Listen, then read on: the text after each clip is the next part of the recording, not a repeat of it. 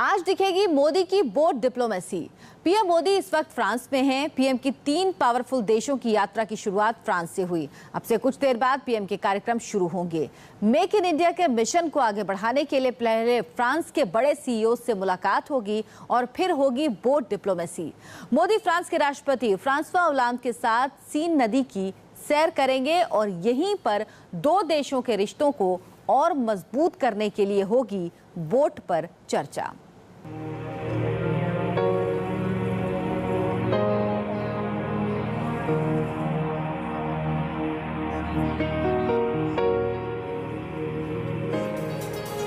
Paris की बेहद खूबसूरत नदी सीन। आज इस सीन नदी की सैर करते दिखाई देंगे प्रधानमंत्री नरेंद्र मोदी। इसी सीन नदी पर फ्रांस के राष्ट्रपति फ्रांसवा होलांद के साथ नाव पर चर्चा करते दिखेंगे प्रधानमंत्री मोदी।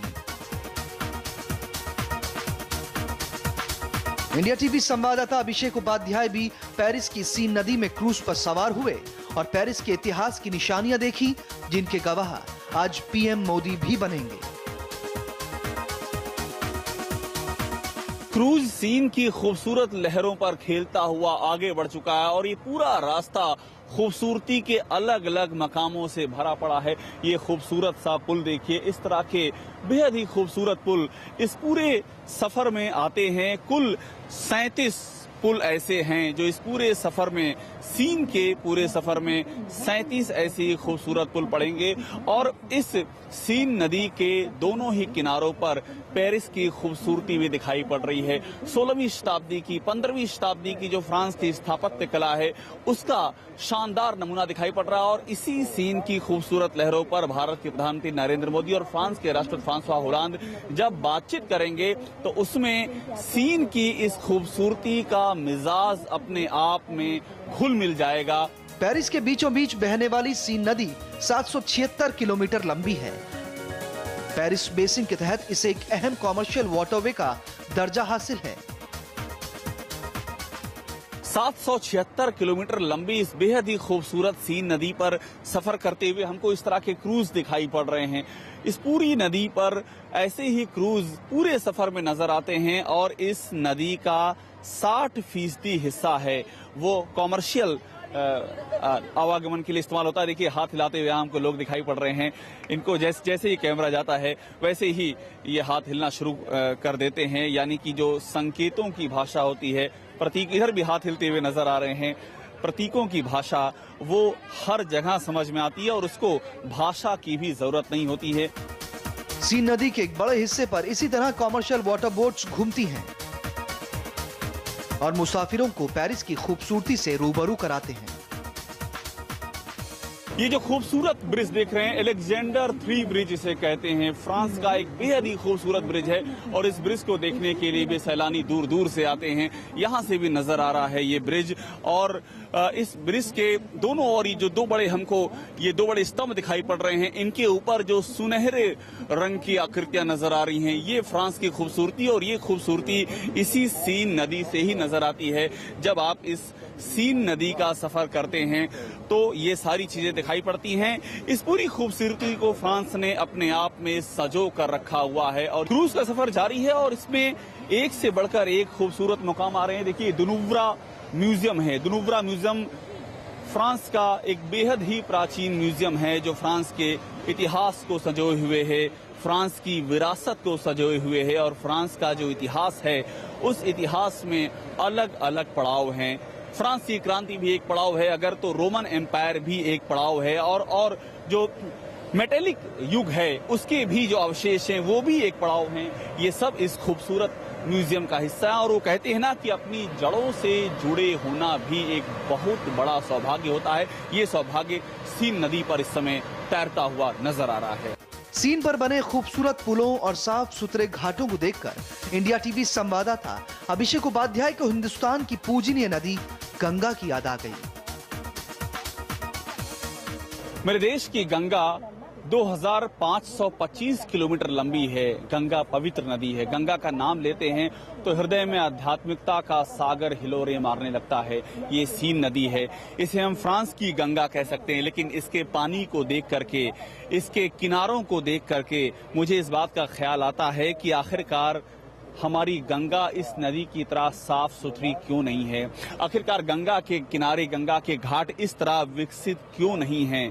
आखिरकार क्यों गंगा का जो प्रदूषण है वो इतना ज्यादा क्यों है कि गंगा विश्व की 5 सबसे ज्यादा प्रदूषित नदियों में अपनी जगह बनाती है।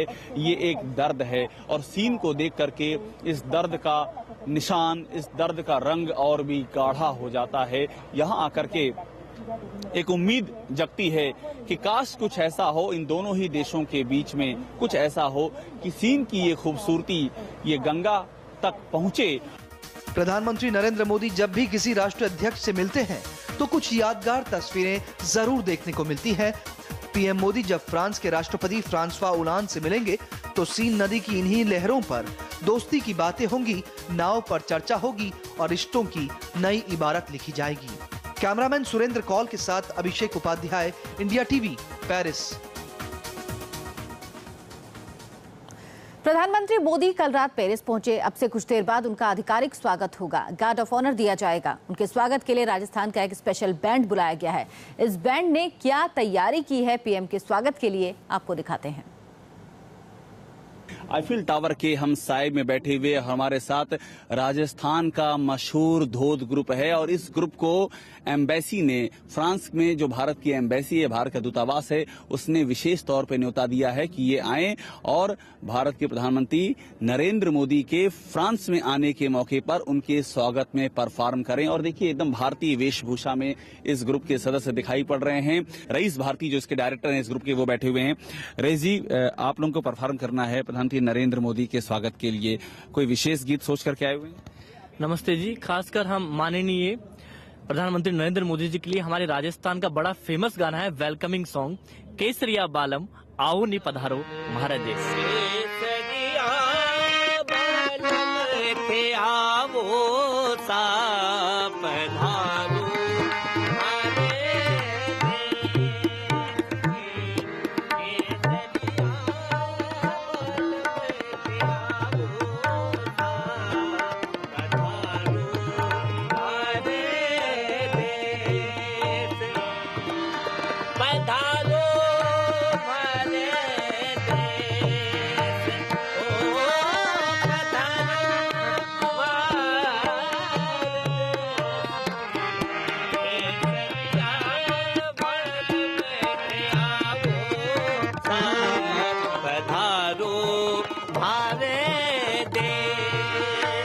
प्रधानमंत्री मोदी का स्वागत करने वाला ये धोद ग्रुप बेहद ही खास है।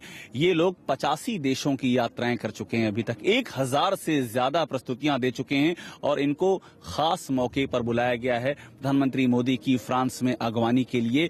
आपको खुशी हो रही है कि आप प्रधानमंत्री मोदी के सामने इसको प्रेजेंट करेंगे? हाँ, बहुत खुशी हो रही है। पहली बार ऐसा मौका मिला है कि प्रधानमंत्री मोदी के सामने से आमना सामना होगा? पहला मौका? जी हाँ, पहला मौका।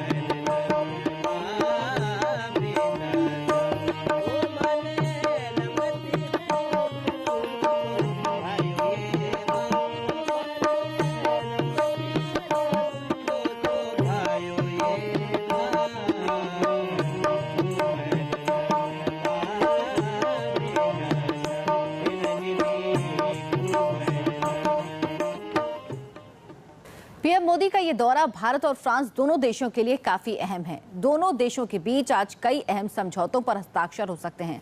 सबसे बड़ी 2 डील होंगी न्यूक्लियर एनर्जी और लड़ाकू विमान राफेल को लेकर।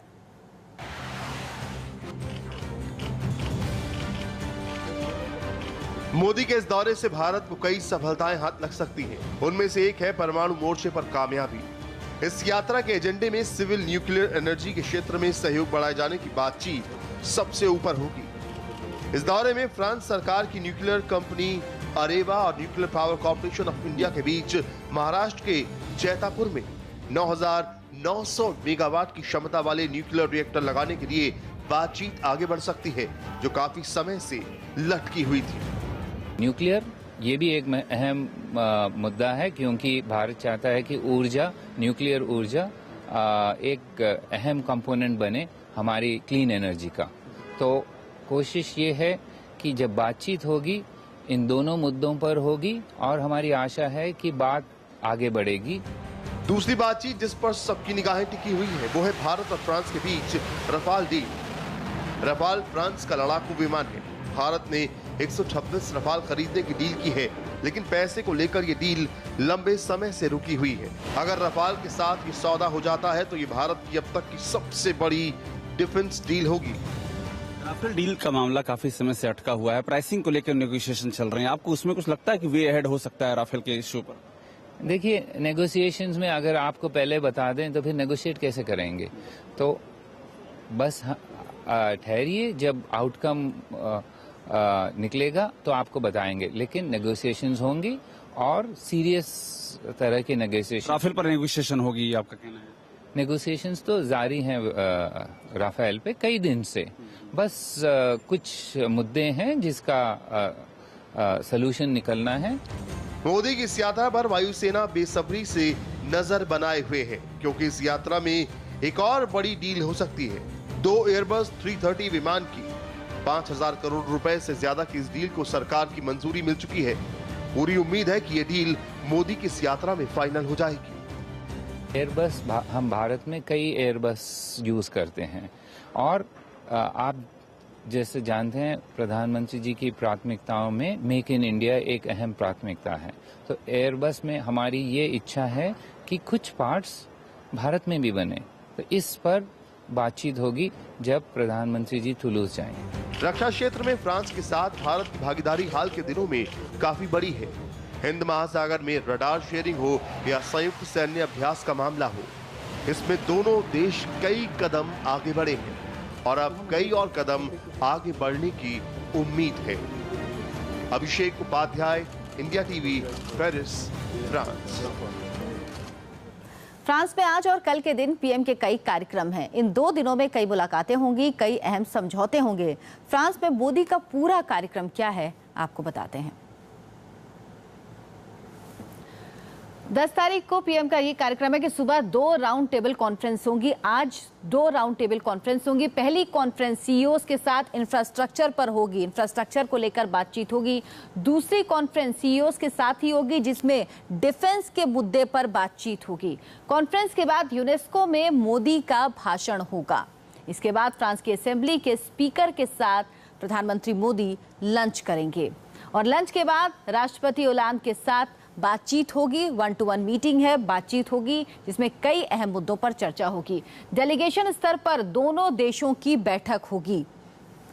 बैठक पे कुछ समझौतों पर हस्ताक्षर भी हो सकते हैं, जिन पर बातचीत लगभग पहले से तय हो चुकी है। ओलांद और मोदी की सीन नदी में नाव पर चर्चा होगी। कई ऐसे मुद्दे हैं जिन पर सीन नदी पर जब नाव पर ओलांद और प्रधानमंत्री मोदी दोनों होंगे तो चर्चा होगी और कई समझौतों को भी आखिरी रूप दिया जा सकता है।